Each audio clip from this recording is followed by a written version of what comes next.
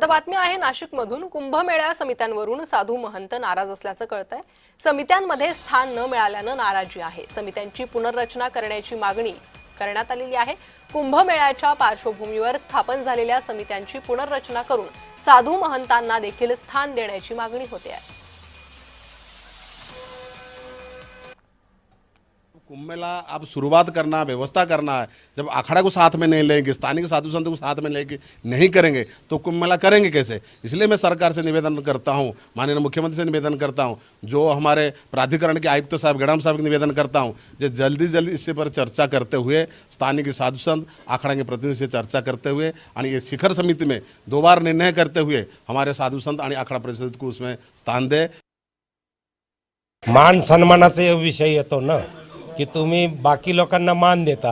आता थोडक्यात तुम्ही माझा असा व्यक्तिगत कोणाला विरोध नाही, पण तुम्ही एकीकडे पुरोहितांना घेता आणि साधूंना घेत नाही। मग इथे पुरोहिताचं महत्त्व राहतं आणि साधूंचं काहीच वर्चस्व राहत नाही किंवा काही मान राहत स्थान नाही दिसत, तर असं का करतं सरकार मग?